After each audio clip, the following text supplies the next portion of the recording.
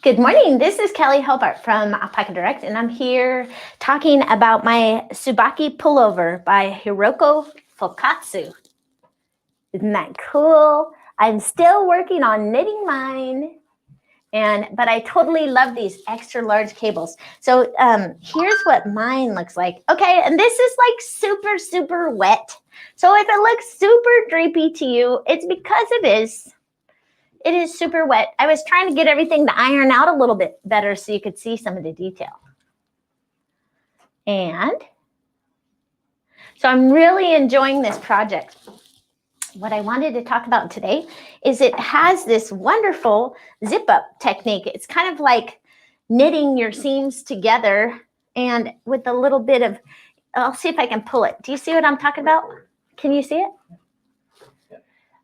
it? It's like a design element where the seams are sewn together and it adds structure to underneath your arm. You know, if we look at our sleeves that are on our sweaters that we're wearing, they have a sleeve down the center. So this pattern is knit flat and then you seam it up after you're done. But when you're binding off, you keep that last stitch and then you begin the seaming so that you don't have to cut any yarn. So it's kind of seamless. So first what you do is you knit the body of it, then you start doing the cap part of the sleeves lower down, and then you knit the whole rest of the sleeve flat, and then you zip it up with the same yarn. So you're not cutting any yarn, you're just zipping your sleeve up and making that wonderful nice structured seam. And then I'm going over and I'm getting my other arm on this other side, and then I will zip that one up, and then you do the body of it. It's such a cool pattern. I love this. And these sleeves that they have on here, these are called saddle shoulders. And it's knit while you're doing it. So there's no breaking yarn. There's no really picking up any stitches. It's done with basically increases on it.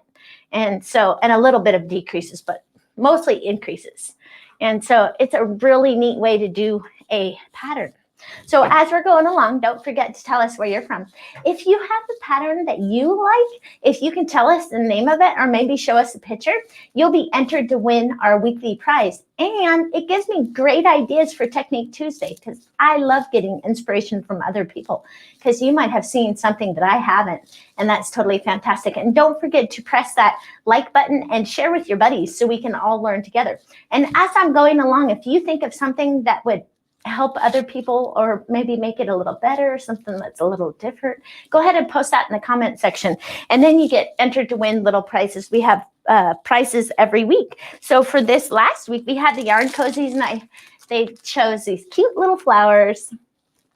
See what these are? These are when you're knitting your project and you have a cake of yarn, you can shove it inside of these yarn cozies, and then it keeps your yarn from going crazy and unraveling and making a mess. So this is like a way to tidy up your cakes of yarn as you're going along. And it comes with a package of 3 of them. And they're kind of like socks with a hole on both ends. It's kind of cool. They're called Buffy on Designs. And they're totally fantastic. So that was the prize for this last week. Mention when they get this, they just get whatever we send. Yes, and on the yarn cozies, it's mixed. They give us what they give us. We don't have a choice of buying what we like. They just send us what they send us. So when you get yours in the mail, if you've ordered some, we try to pick ones that we think that you'll enjoy. But it's a mixed bag, so you might get one thing different, or if you order 2 of them, then they could be different, or 3 of them, they could all be different, or maybe they're the same. It depends on what the vendor gives us. So now for this week, I was thinking for the prize for this week that we could share some Carbons needles or Chalgu needles, and these are 32-inch number 8s. And I thought they would be great needles to give you guys a try.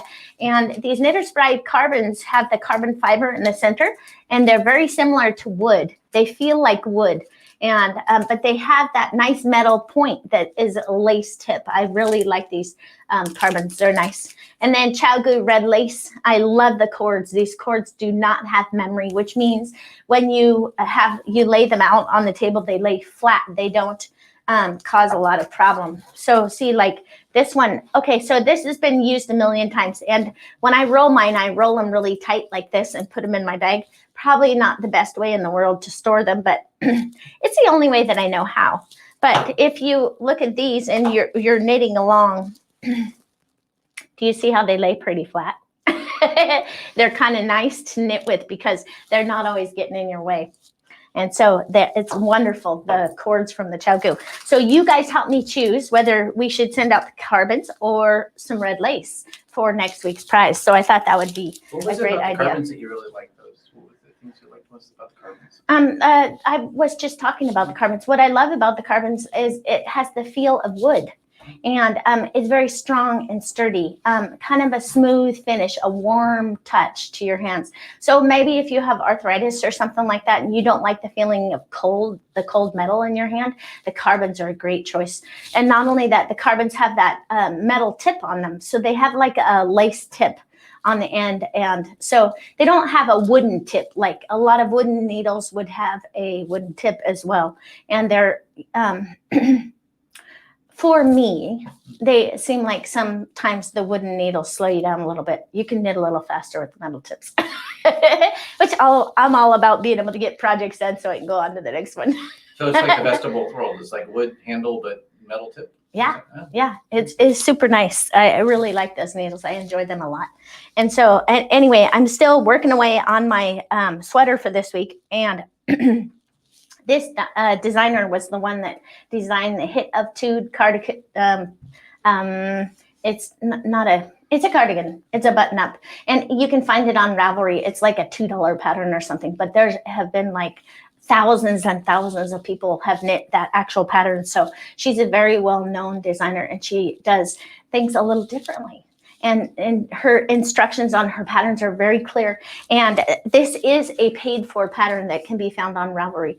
But what I like about this particular pattern that I'm knitting is all the hard parts have a video for you to see. So it's not only the written pictures that she shares with you, but she also has YouTube videos that you can look up. And she has links to them. So you can just push on the link and get to the link to actually look at the different skills. So when I was doing my zip up sleeve, I looked at her video and it was very helpful. So yeah, because I had never done sleeves flat before. I always knit them in the round.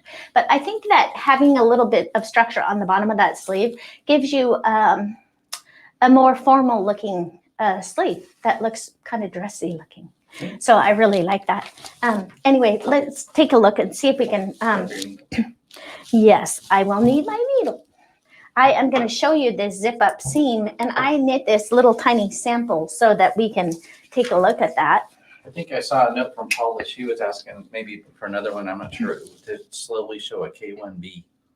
I don't know what that is, but. Knit one back? Yeah. Someone requested it. I was just looking at I can, I wonder if you can look back on there and see what she was doing that in relation to. I might be able to do a Technique Tuesday on it. Okay. Yeah, I'm always all about helping people look at their skills and just think about things differently. Like last week when I did the right and left twist as it compared with the 1x1 cables and right and left cables. I had never seen them side by side to see how they look different. And so I thought that was nice. I'm looking for my little sheet of paper where I have my, I know it's here somewhere. I served myself not very well. Oh, I wanted to show you, forget it, on here. Oh, see right here, see these two pictures, Jim? Mm-hmm. So this is our fabric with the inside of the work facing. So if we look at our little project here, pretend like this is my sleeve, right? Whoop, did you need that? It just fell off. That's okay. So this is my little pretend sleeve that I have. And when you knit the sleeve, you start from the top and you work your way down. Then you bind off. She has you bind off on the inside of your work and you bind off in pattern and it looks like that. And then I just took the last stitch and put it on a stitch marker so I could keep track of it there.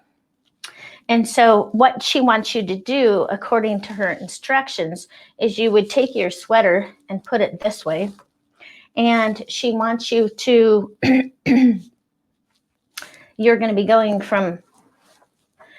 be making your needle go from this direction to the end, because you need the tip of your needle to be on the side of where the working yarn is. So if I picked up stitches going this way, then I would have my points nowhere near where my working yarn is. So that's how you tell that. And then she wants you to, on it, pick up the strand of the V that is closest to the inside of your work on both sides.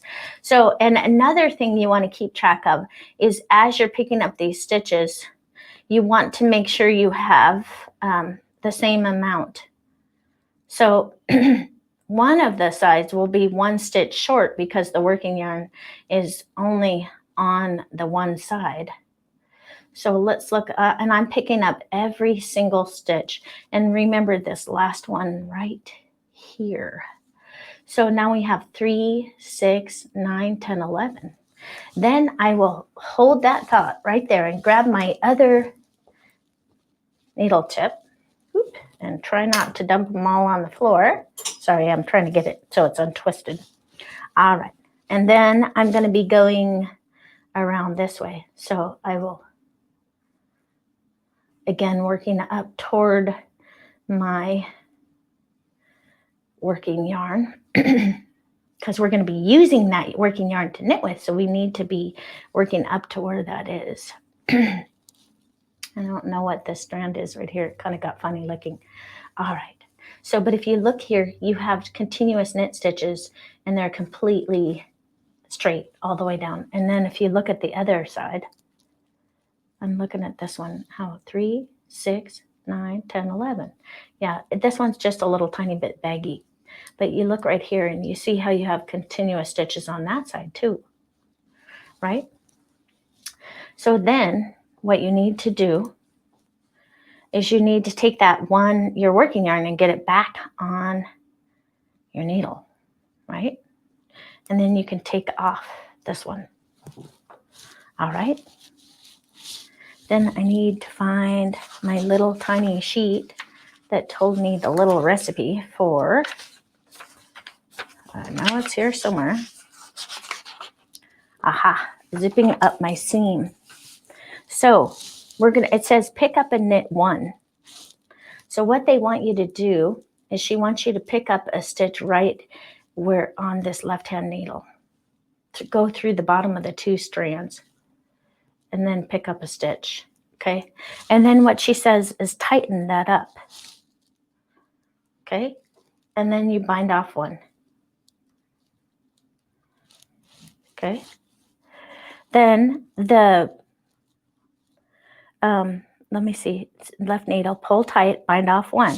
Then you slip 2 back to the left-hand needle, knit 2 together, knit 1, bind off 1. And your repeat is slip 2 to the left-hand needle, knit 2 together, knit 1, bind off 1, slip 2 to the left-hand needle, knit 2 together, knit 1, slip 1. Do that one more time. Slip 2 to the left-hand needle, knit 2 together, knit 1, and bind off 1. And you do that over and over. Knit 2 together. Oops, do not split any strands. It won't look as good. Knit 1, bind off 1. And you can see right here, do you see our seam, our fancy little, we're sewing our seam together while we're making this fancy little pattern. And this is what it looks like on the inside. Isn't that cool? So when you're doing this, it might take you a while to finish this seam that you're doing, right? But what you need to do is always stop after a complete repeat has been done. So I would always stop right here. And then I know that if I had to go back and start it, I would always be going slip 2, knit 2 together, knit 1, bind off 1. And I found that I thought at first that I might have the seam would get tight and pull in a little bit. But you know what? That really has not been the case. It does not pull in. It stays straight, and when it's blocked, it looks just like a design element, and it is not too tight. Now on mine, when I got all done with my sleeves, I must have been off by 1 stitch or 2. You can kind of fudge it at the end and make it work. But if you don't have to and you can keep it straight, it's better. So let's go all the way to the end and see how many stitches we have left. On mine, when I did my seam, I was off a couple of stitches and I did not worry about it too much. I just kept knitting and it looks good. Looks fine. So we have a knit 2 and knit 1 and then pass that one over. And you can see that I have 1 more stitch on there. So I could just pass this back over here and then knit 2 together, and I'm down to that 1 stitch again. And then I could just continue on. The pattern shows you how to continue on knitting, and you could see how pretty the pattern is, and it's right in the pattern that it should be, and it looks really, really good all the way around. So I was very impressed when I saw this way of seaming a sleeve using a decorative element to make a really pretty structured seam for the inside of your sleeve. It looks just beautiful. See how nice it looks? Isn't that awesome? Yeah, so it's super easy to knit. If you know how to knit 2 together and you know how to slip stitches, you can make this really cute design element going all the way up your sleeve. So when you're doing your normal sleeve seaming for your sleeves, maybe it doesn't look exactly perfect, but this one looks really, really cute. And I was so excited to be able to share that with you. So now let's take a look at our list here. I wanted to see who is the winner of the prize for this week. And it is for, I'm looking here.